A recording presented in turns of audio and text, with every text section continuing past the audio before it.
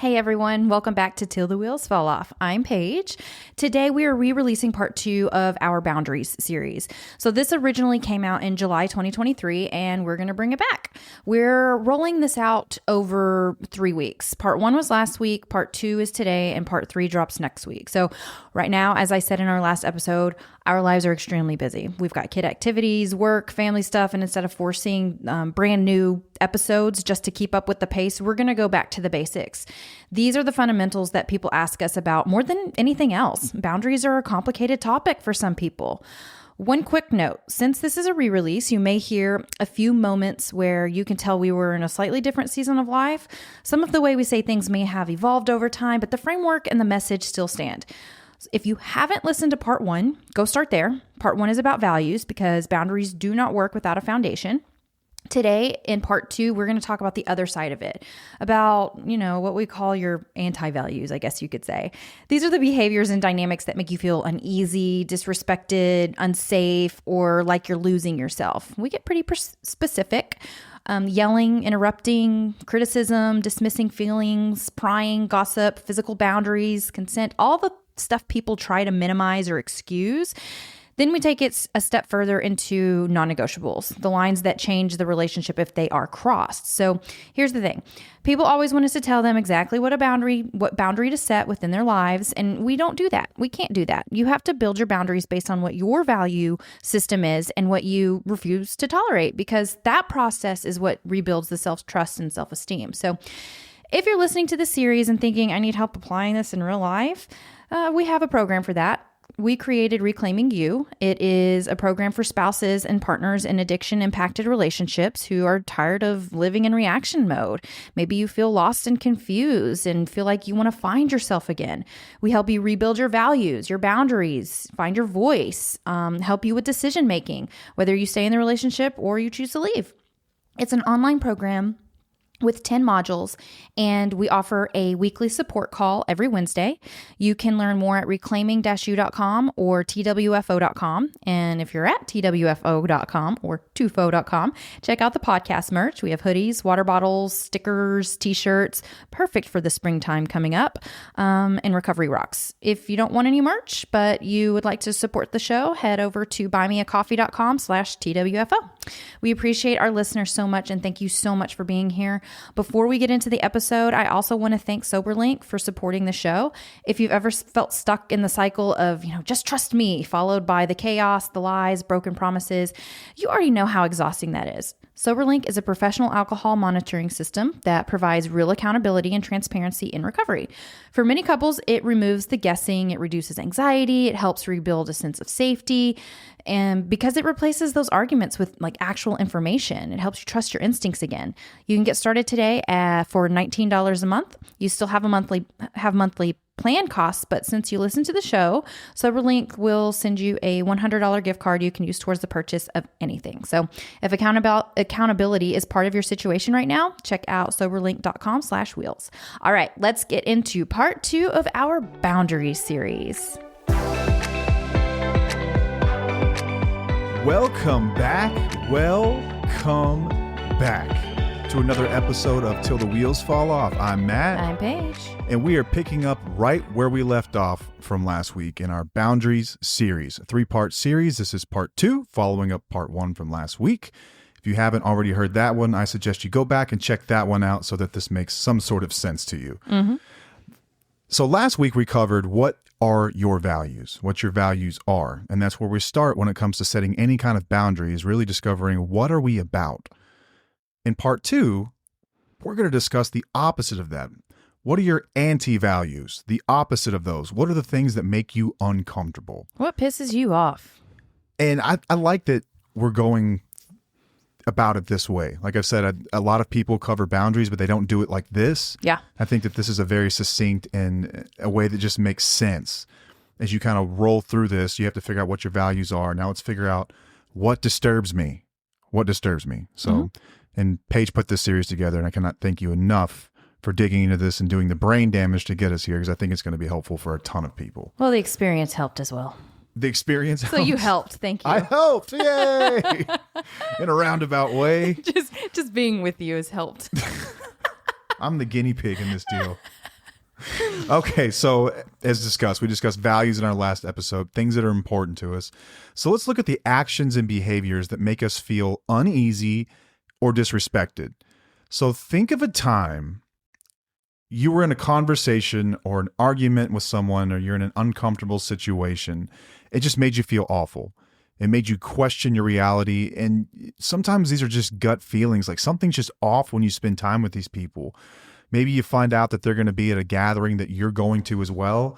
And you just sort of have that, Like, you know what I mean? That disdain. Little ick. Yeah, that feeling. Let's focus on that for a moment because it is important. So, Paige, walk us through some examples of what some of these things are, some of these actions that make us uncomfortable. Because I think on the surface level, we all know what it feels like, but it's really hard, especially as a codependent, to focus on what the actual action was. Because first of all, we don't know who we are, what we stand for. So once you've done that, then let's discuss some of the actual things that cause the angst. Okay. So the first one is yelling or shouting at someone. Mm-hmm. Yeah, we have a lot of experience with that one. Jeez, do we ever? I don't want to derail us too quickly here because I know we just started the episode. Well, no, we're going to go through these examples, and then we're going to tell y'all what we have dealt with in our own personal lives with these examples. And chances are, if we've dealt with it, you've probably dealt with it to some degree as well, because we are not special. We are just people, and yelling or shouting has always been a big one for me. So in my home growing up, there was a lot of yelling and shouting, and that's how communication was done. It was usually done at decibels that would just pierce your ears. And to this day, this makes me just shrivel and cringe when people get loud. Mm-hmm. Especially in like disagreements. Like, we don't have to yell to talk. We don't have to yell to disagree. We don't have to yell to get our points across. I think that once you've done that, you've kind of lost like once your vocabulary is spent and you have nothing else, you just start yelling. It's just to me, it is a sign that you do not know how to communicate. Yeah, it's really and tough. You've lost all control. So I was a yeller, and Matt used to tell me all the time that he would divorce me if I kept yelling. If you didn't figure out how to fix this, man. You know that, right? You remember you said that. Yeah, I remember saying like, dude, I will just leave. He said that all the time. This cannot keep up. Hated the yelling. And I have to say, it has been a challenge to not yell. And I think I've done a pretty damn good job at it. You have. You've done an incredible job. I've gotten better. So much better. Like, there are times, of course, that I will raise my voice because I am kind of loud, and it does run in my family. It's not all or nothing, no. It's, but I used to do it so out of habit. Like, it was just how I communicated, and it is not a good habit to have. Yeah, thank you. Thank you for your work on this one, because it's made things much more pleasant around here. And for our children, they're also growing up in a home where yelling isn't the preferred mode of communication, which I think is important for them and their children one day as well. Yes. And so breaking generational curses here. Absolutely. So we put boundaries in place for that. Like, that's something that we can show you as an example. Yep. As yelling. That's an example of something that may make you feel uncomfortable. Yep. The next one is going to be interrupting or talking over others. Mm-hmm. I'm going to let you talk on that one. So once again, I've had someone in my life that was really bad about this, where you could be in a conversation with them and they just... Conversations. I use the word conversation carefully because that's what things are supposed to be. Even when you disagree with someone, you have a conversation about it. But what typically how these things rolled was this person would just talk at me, and I've got a perspective here, I've got feelings, I've got things I need to express, and when you're not allowed to do that, it's extremely frustrating. And so I don't want to get too far ahead of ourselves into the next episode, but I did set a boundary here. A lot of the communication was over the phone, but some of it was in person. And when things got too heated, I would just calmly say, if you're not going to let me talk with you, then I'm hanging up the phone. And then I guess they would just, call my bluff, and they would keep talking and yelling and being rude and saying ugly things. And I would just hang the phone up, calmly hang the phone up. And then I would block the number, and I might leave it that way for a week, 2 weeks. And I'm like, I'm not dealing with this. You are not going to treat me this way. It's not okay. I don't care. This is where I'm at with it. And if I'm in the room with this person, I'd calmly walk out and I would just leave. And that's my way of telling you, this is not how you are ever going to be able to communicate with me. Yeah. If we're going to have a relationship, we're going to talk like civilized people. Right. I think that's a great boundary. And that was a great example. Thank you for sharing that. Yeah. There's a lot more. That's not me. I don't really interrupt people. No, you're the best listener I know. Because I know how it feels. Now with children though, it's another thing that you can help with setting boundaries because kids are always going to interrupt us. It's just kind of how we're wired. They don't know any better. So you can practice with your kids if they're interrupting you and be like and say, we don't interrupt people. If you keep doing it. I don't recommend blocking your kid for 2 weeks, but no, I'm not saying to go that. Little Johnny's like, but I'm hungry. Not talking about to that extent because that's different. Children don't know any better. Grown adults should know better. They should, and if they don't, you're going to teach them. Right, exactly. All right, so the next one's going to be invading personal space. I don't like my personal space to be invaded. I think it's kind of an HSP thing for me. Yeah, I think it's a mom thing too. Because you grow up with these little monkeys crawling all over you. Yes, I was going to see, you just interrupted me. That was rude. Wasn't done I'm talking. Sorry, I did it again. Please don't walk out of the podcast. We've got to get this out to the people. Okay, well, anyway, what I was going to say the same thing. Why are you laughing? I'm not, sorry. Off mic, I'm over here laughing. I'm sorry. I didn't mean to interrupt you again.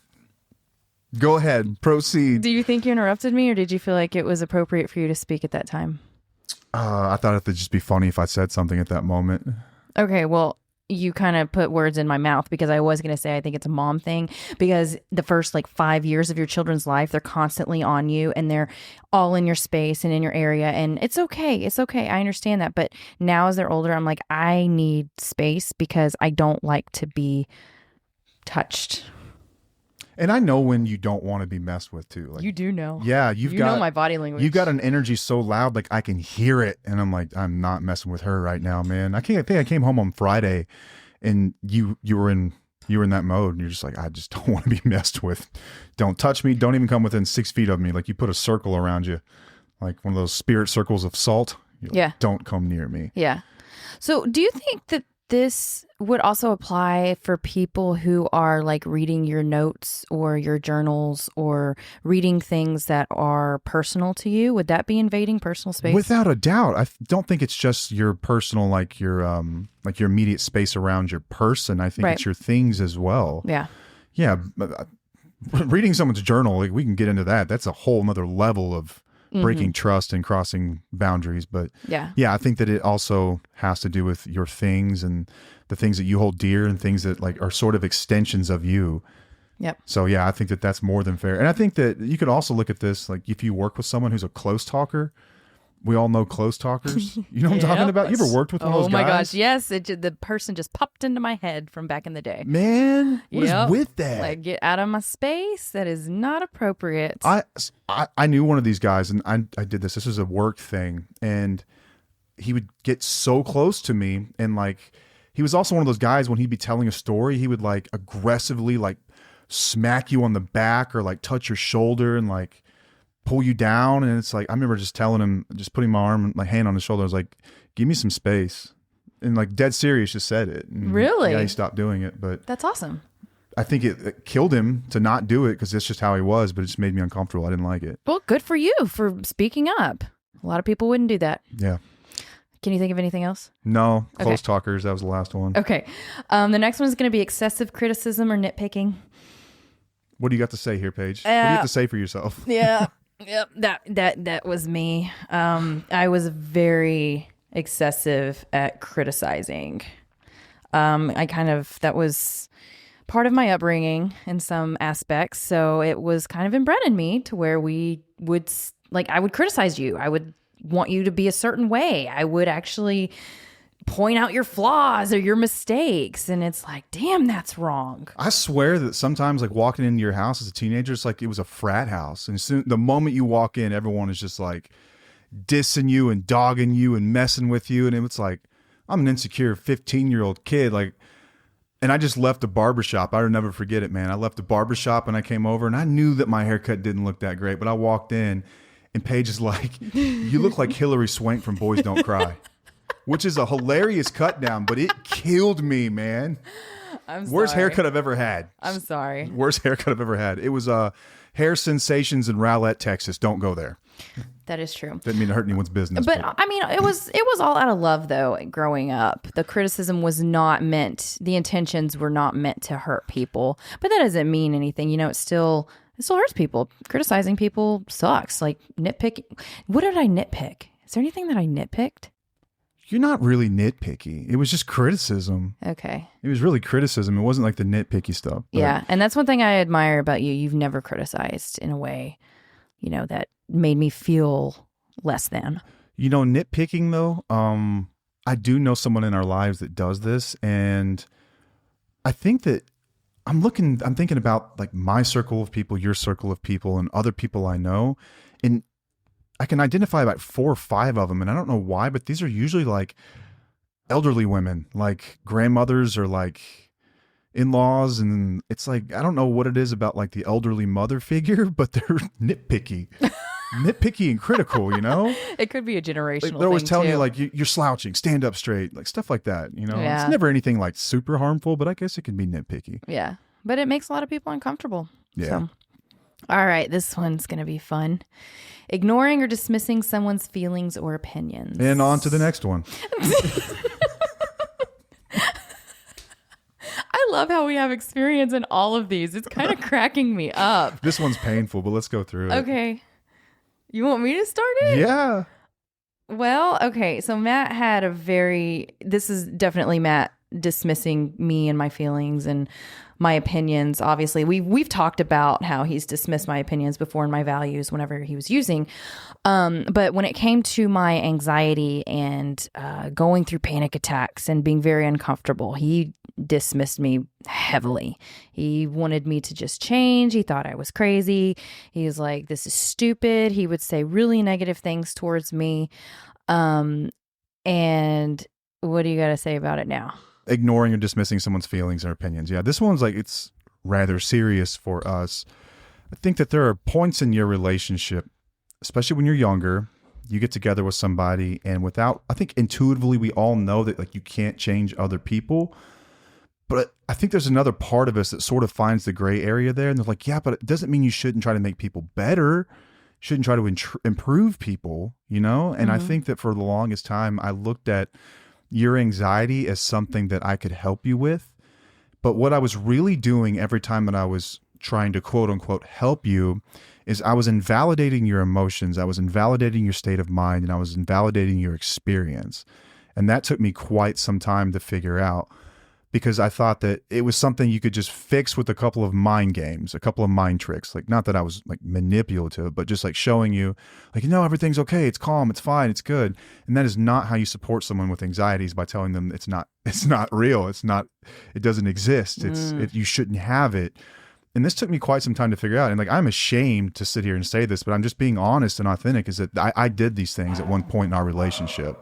And it's been something that we've really had to work through on a personal level as well, because there's wreckage from that. There's a lot of parts of you, I think, that are still scared to be vulnerable with me when it comes to anxiety. Absolutely. And it's trust that I'll have to earn back over maybe decades. I don't know, but I'm ready for it. I'm ready to do it. And I understand that what I did was wrong, and I'm just trying to make right by it now. But yeah, this was a really tough one. I think when you look at all of these that we're going through, this could be the most commonly shared of all of them, is like feeling unsafe in your own emotions in your relationship when someone ignores or dismisses your feelings or your opinions. They're essentially saying that the way you feel is wrong, the way you are is wrong, you ought to be this other way. And it doesn't leave them feeling motivated. It leaves them feeling ashamed, and it makes them feel like they don't matter. Unworthy. Yeah. Right. Yeah. Yeah. Did I cover that? Like, what did I miss? No, you anything did there? great. It did. The only thing that I wanted to touch on with that is the way that you became aware of this, what you were doing, is that we went to therapy. We went to couples therapy together. Therapy's great. And it really did open his eyes to a way of handling it better. And I thought that was awesome. And I'm really grateful, because every time that something like comes up and I do get vulnerable with you and my emotions and how I'm feeling, you are so much better than you used to be. And that's building the trust back slowly and surely. But it's like every single time it's built up just a little bit more. Yeah, and without therapy, we probably never would have seen that. We had to have an outside voice. No, because I couldn't tell you. You weren't going to listen to me. Just like when, you were an addict, you weren't going to listen to me then, and I'm not going to listen to you during the anxiety. So we had to get help from somebody else. Okay. And what's next? The next one is engaging in gossip or spreading rumors. This is a behavior that makes me extremely uncomfortable. So if I'm in a situation where I feel like someone is gossiping, I will typically change the subject, or I will not engage in the conversation. Or Matt said I do something that he's witnessed before that I'd never really realized that I do, but I think it just comes naturally. What do I do? You stick up for people, and you will make the person gossiping, you will create empathy in that person. Like, I've heard people gossiping. We've been at a table with a bunch of people or something like that, and they'll be gossiping. And you will be the one to stand up and in your own way saying, like, that person may be going through a bunch right now. Like, did you know this about them? And you pick them up, and like, you essentially, in the kindest way possible, you shut down the gossipers by creating empathy and letting people know that there's more to people than what you're talking about right at this moment. Yeah. And I always thought that was like the coolest thing that you did, because you will stand up when everyone else is doing the wrong thing and do the right thing. And in that moment, you don't really care. Yeah. You're like, don't think less of me. I don't really care. I don't like you either. Yeah. And I feel guilty when I gossip with people. I mean, of course, there's times where we'll probably say something or have an opinion, and I'm like, oh man, I don't really feel that way. That's not nice. But then I wonder, why? This is probably why I don't have a lot of girlfriends. This is one thing, because I feel like some relationships are based on gossip. That's what they're all based on. And I don't tolerate that. It does not go with my values. Yeah, for sure. What's next? Making derogatory or offensive comments. Yeah, this one's pretty self-explanatory, but think about people that you're around. Maybe you've got extended family. Maybe you feel different ways politically or about things that are going on in society. There are some people that use language that is uncalled for. Makes you feel uncomfortable, makes you feel like this is just not a place I want to be right now. This feels, it's gross. I don't like the conversation. I don't like what they're talking about. People that make discriminatory remarks, or, I mean, sometimes for some people, it's even offensive humor. Like, sometimes humor just goes too far. Maybe that joke was not funny to you, and these people constantly cross the line with that. It creates discomfort, and, I mean, it'll stress you out. Yeah. That one's pretty self-explanatory, though. I think we've all someone like we've that. all dealt with this. I mean, we've, even in our marriage, we weren't always kind to each other. No. We've said some hateful things to each other. Sure. I don't remember much. You called me Hillary Swank from Boys Don't Cry, and I ain't gonna forget it anytime soon. I'll never live that down. It was funny, man. It was funny. A solid burn. It was great. All right. The next one is excessive questioning or prying. You had notes on this one. Well, it's just really if somebody is upset about something and you go to them and say, hey, is everything okay? And they're like, everything's fine. Ask the question again. Are you sure? Like, no, it's all right. Or do you want to talk about it? And they say no. Respect that. We don't have to question them constantly and try to like pull information out of them, because they may not feel comfortable talking about it right now in that moment. Matt will say otherwise, because women do play games. So this can backfire, and I'm just speaking from a male's perspective, and things that me and my friends have talked about is you can like walk in and you can tell that your partner's a little upset about something. You're like, do I take the bait? Sure. Okay. Hey, what's wrong? Nothing. Seems like something's definitely wrong. Nothing. Okay. Well, do you want to talk about it? No. All right. Well, I'm here if you want to talk about it. And then you disappear to the next room. And then when the fight inevitably does happen, you get chastised and criticized for not asking what was wrong. Well, that's their problem. And not getting it out. That's childish. That is not appropriate communication skills. I'm just going to throw it out there, because I did it too. I used to do that. I'm not going to lie, because I didn't know what to talk about it, or I wanted you to fight for me or something. I don't know. But it's exhausting doing that. So freaking exhausting. Just be open and honest, or just don't say anything at all. But that's the whole point of this, is you don't have to pry. Some people don't like it when you pry and you get questioned constantly. And I think around particular topics, this might be more more in line with like a boundary you would put up. Let's say that you've got a difficult relationship with somebody at work or something, and you guys have agreed not to talk about this thing at work because it causes problems in your marriage. Like a lot of people have this. It's like their job stresses them out like crazy, and they come home and they bring it home. And then at some point as a couple, you agree like, let's just not talk about things at work. But you can't help it. It bothered you. So when you get home, your spouse will ask, well, what's wrong? And you just say, nothing. It's just nothing. I think that in that moment, since you've communicated about it, you know basically what it is. Let's just let them process it and get through it without prying and causing a fight. Yep. Because you end up right back to square one. Yep. Ultimately. Absolutely. So I think that's a healthy boundary to put in place for Agreed. for that behavior. Yep. All right. The next one. So non-consensual physical contact. I think so. Let's get into this one in probably the easier of the two realms. The first one is like in your professional life.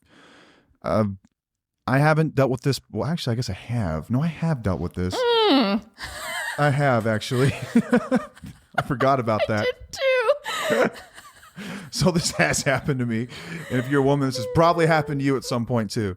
When someone touches you physically and you do not appreciate it. Like, I do not appreciate that. It was made me extremely uncomfortable. But This was going beyond invading personal space. yeah. Just throwing that out there. If this episode gets 10,000 downloads by next week, I'll tell the story. But otherwise, I'm keeping that to myself. Yeah. I know that women have dealt with this much more than men historically in the workplace, where someone has just made you uncomfortable, violating your personal space. Maybe it's even just like brushing up against your shoulder, some little things like that. These are behaviors that make you feel uncomfortable. Now, the other part of this is within a marriage, and I think it's something that a lot of people probably don't consider because it's marriage, right? And so I think that I'm going to speak for men here. I think that a lot of men feel that whenever you get married to someone, it gives you the right to treat them like a domestic prostitute, where it's like, this is someone that you can just have your way with whenever you want.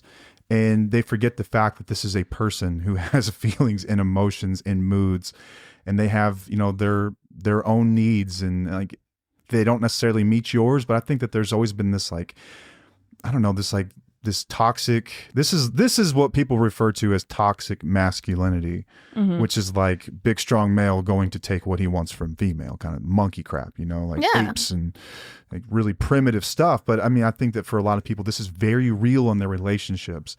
And you are not wrong to say that this makes me uncomfortable just because it's your husband. Yeah. I think that give yourself that space to process that. I think that's fair. You're hearing it from me. I'm telling you, it's okay. It's totally okay. Yeah. All right. What's next? All right. Microaggressions. Oh yeah. We had notes on this one as well. Yeah. It's like household chores based on your gender, like it's the wife has jobs, the man has jobs. Like, it's just. Yeah. Like, I don't do dishes. That's a woman's job. Oh, really? Remember that rule book we keep discussing? Show me where in the rule book it says that. I'm looking for that rule book, and I'm looking on what page and paragraph that's in. I'm sure there's...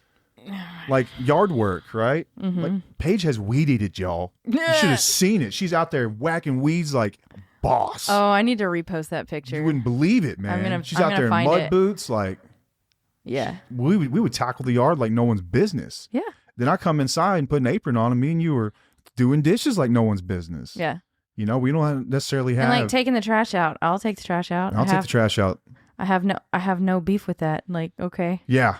But the relationship's probably maybe a little different, I would say. Yeah. I'd say that we're pretty good at this. This isn't everyone's reality. And I think that for some people, there are these microaggressions that make you uncomfortable, where it's like, maybe you've got a chauvinistic person in your life that feels like there are women and there are men, and men are somehow above that, or vice versa. Maybe that could go the other way. Maybe you're a man listening, and like, you're told that you're nothing and women are superior or whatever else. But microaggressions can be really hurtful and make people uncomfortable. Yeah.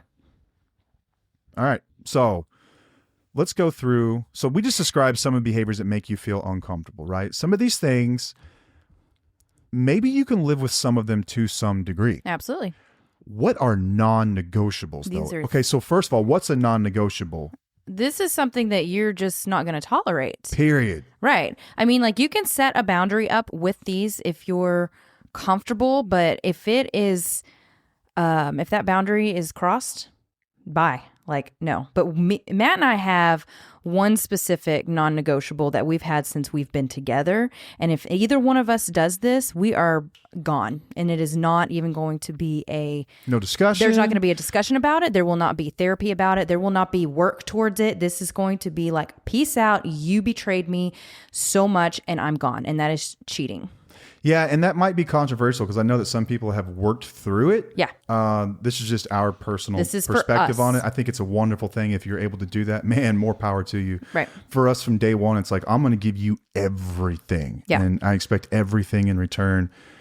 Please don't break that. Yeah. And that for us was always been one. It's like, It's like, no, I can't get past that. I can't come back from that.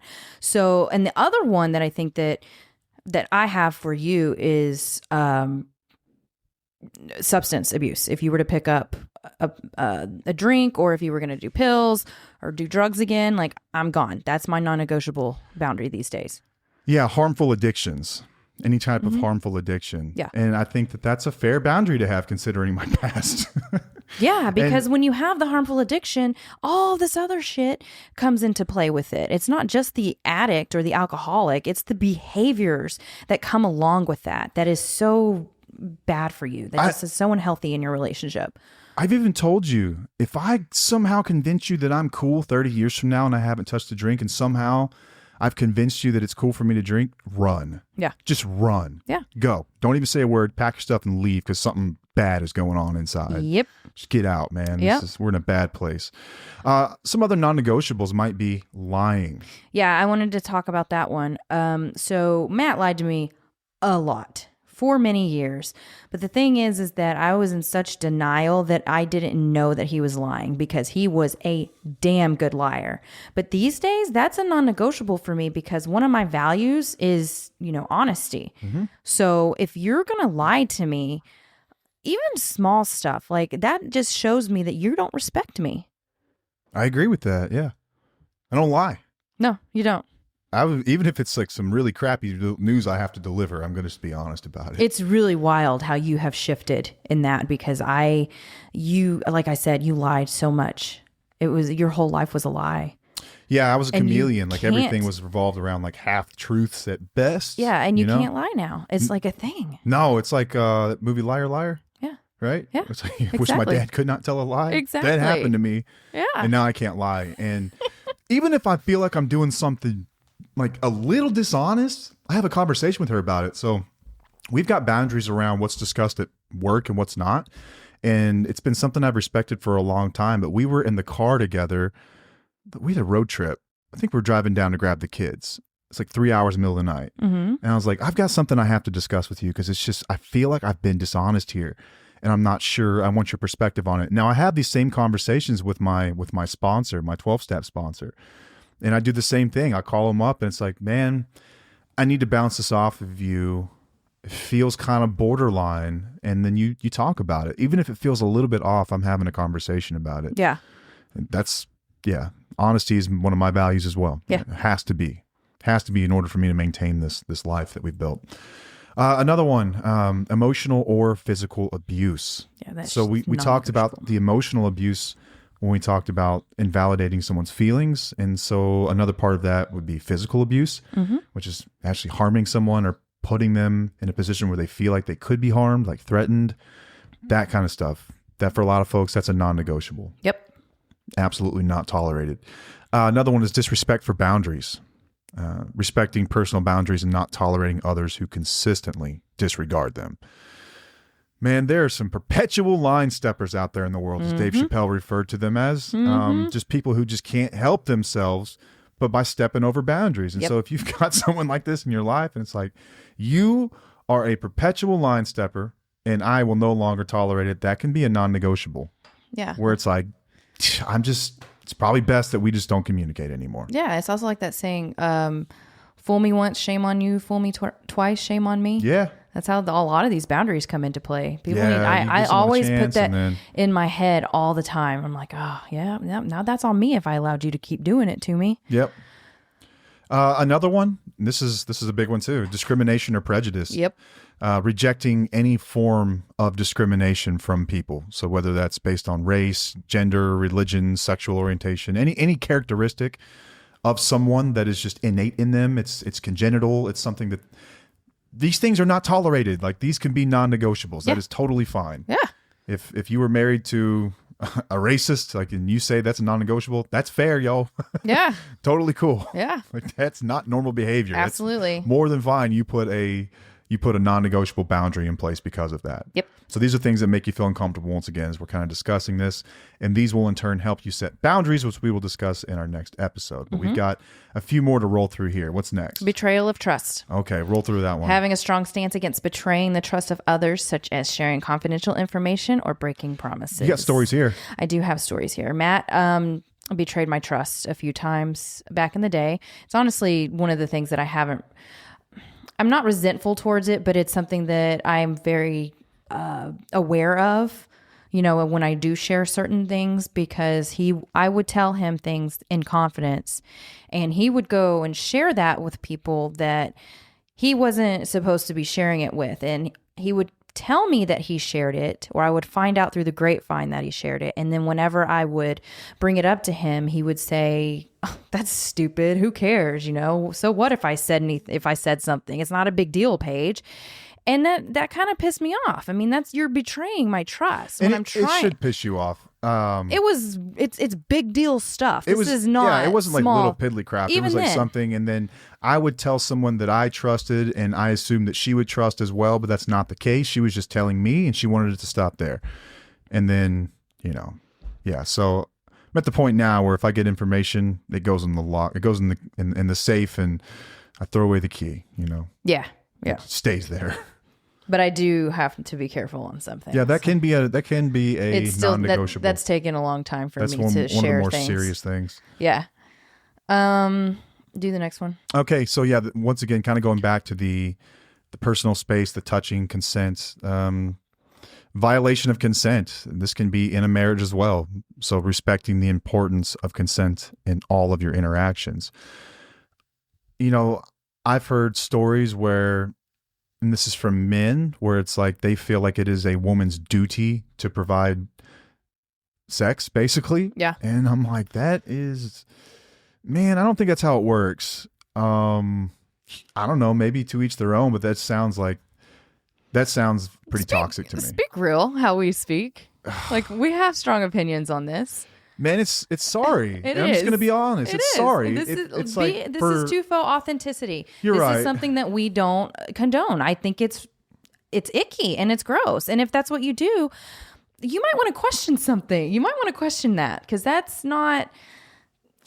Yeah. I don't know. I mean, and as a guy, like, why would you ever want to be with someone who didn't necessarily consent to it? Like, even if it's your wife, like, that's not enjoyable. No, and it's not intimate, and it's not like, it doesn't build your relationship to a better place. It actually That's like transactional, man. It is. It's transactional, and it kind of breaks that trust a little bit, I think. It's so screwed up. Like, I just think about, like, me and you, like, when I'm into you and you're into me, like, this stuff just happens on its own. Right. You don't just force it. You know? No. And it's not like a reward system either. But I think for a lot of people, and probably a lot of women, like, this is a reality they live in, where it's like their husband is just like sort of forces themselves on them. Mm-hmm. Like, it's totally okay to say that that's not okay. Right. Like, I am not your domestic prostitute. Like, I am a human being. God damn it. Like, you can't treat me like this. And that's totally fine. Right. And there's a violation of consent there. Yep. Married or not. Like, I don't care. I don't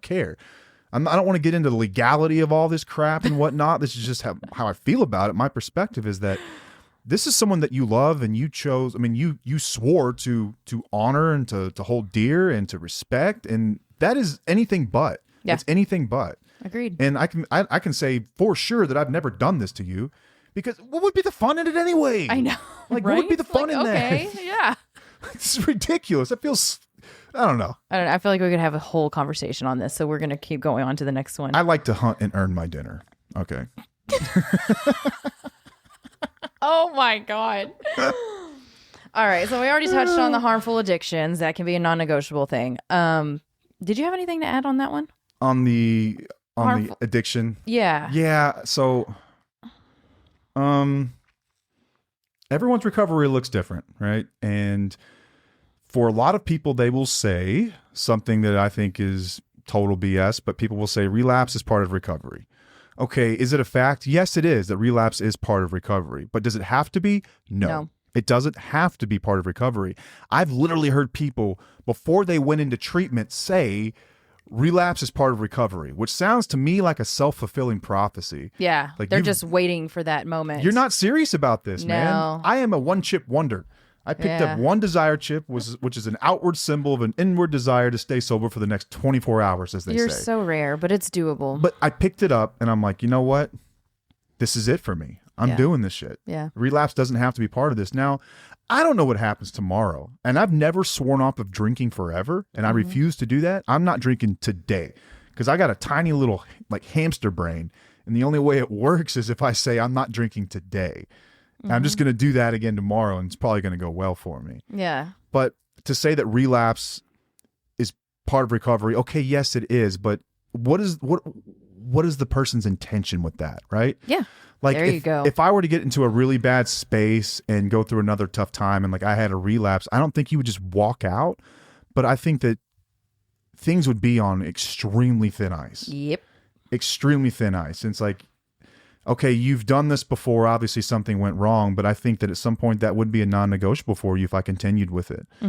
You know, and listen, yeah, as addiction disease, sure it is. Yeah, but it's also the most annoying disease that exists. Okay, that's a totally other episode. Okay, but you're about to go down this hole. Well, because people are like, well, they're relapsing because it's a disease. But there's just so much more to it than that. Man, and we have it's a different treatable opinions. disease, and we'll get into that at a different time. Yeah, but we'll anyway, go off on when that it one. comes to harmful addictions, if this is something that's negatively impacting their life and your life, that is totally cool to say that this is a non-negotiable for me. This is a non-starter. Not even going further than that with it. Yep. All right, what's next? All right, the next one is unethical behavior. This is you. This is me. Go for it. Well, if you were to do anything like unethical, I'd be like, bye, because that goes against all of my values. Like, I just don't, you go rob a bank or you go do something that's, what are some examples? I had it written down, and then of unethical behavior. Else. Yeah. I mean, I don't know. Okay, like cheating on your taxes. Yeah, don't mess with the IRS, dude. Right. Don't do that kind of shit. Like, that would irritate the piss out of me. Down for that. Yeah, absolutely. What else? I mean, I don't know. I think my favorite show of all time is The Sopranos, and possibly my favorite character of all time is Carmela Soprano. As much as I love Carmela, she tolerated unethical behavior for a very long time. And she had I love her story because she lives in like this spiritual disgust with herself for what she tolerates. But at the same time, it's like, she likes the things that come with it. You know, she kind of likes the thrill of it all. And like she's sort of in on it, but it still eats her away at the inside. So if you live with someone that makes their living from unethical behavior, and you're at a point where you feel like, I'm just not doing this anymore, that's cool. I think that's fair, because that if that goes back to one of your values, then that can be a non-negotiable on that value. Yep. All right. Lack of accountability is the next one. Yeah, I was going to say it. What? I was going to say the next one. You beat me to it. Oh, I'm sorry. You take it. No, I was just going to say lack of accountability. That's a big one. This is a big one. This is huge. Like, we both like expecting, personal accountability, and then refusing to tolerate a pattern of consistently avoiding responsibility for one's actions. I know I just read that, but like, we are so big on personal accountability. You better take responsibility for your actions. This is like the biggest one for me. Yeah. Like we've discussed, and I've said this before, it is a lost art for adults to take accountability these days. And never more so in the types of relationships that we're talking about right now. And for our listeners and for the people that are in our community, you know what I'm talking about. The lack of accountability will blow your mind. It's like you're dealing with a first grader. It's like, well, why did you do this? Well, because Jimmy did it first. It's like, that's not how the life works when you're 40, man. And this one just drives me nuts. It drives me absolutely nuts, because there are still people that walk around and every day, grown-ass people with driver's licenses that don't know how to take personal accountability. Yeah. Like people who are late to work. Well, there was traffic. Okay. What time did you get up?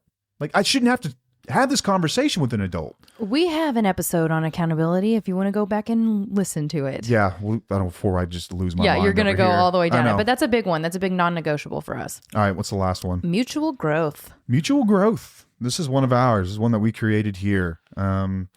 Mutual growth.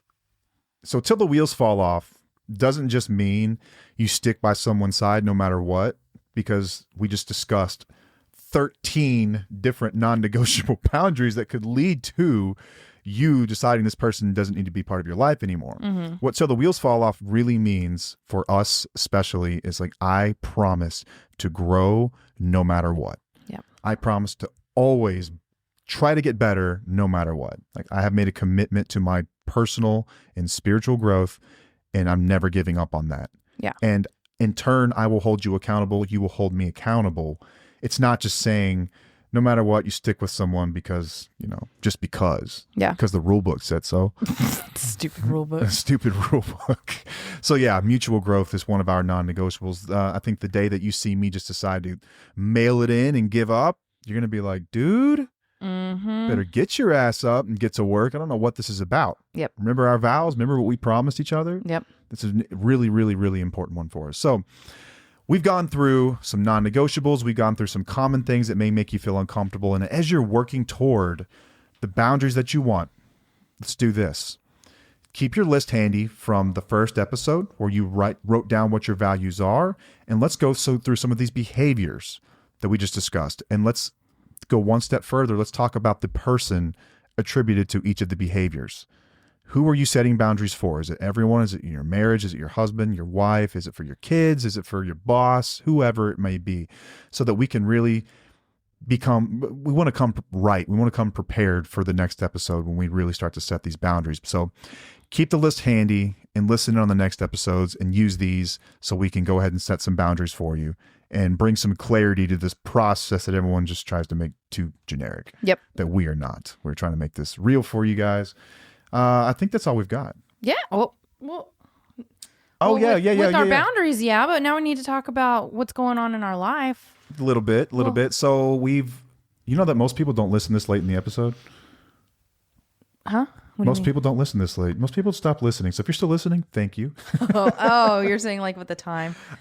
We've got some merch going, and this is kind of funny. So when we started the merch thing, like, I like designing. I just kind of enjoyed doing that, and I wanted to make stuff for us. And then I was like, well, maybe other people would want to wear this stuff too. So on our website under store, you can find some of it if you want. If you want to wear some of our stuff, I think it'd be the coolest thing ever, someone to rep our merch. But it's out there, and there's more coming. We've got some more done today.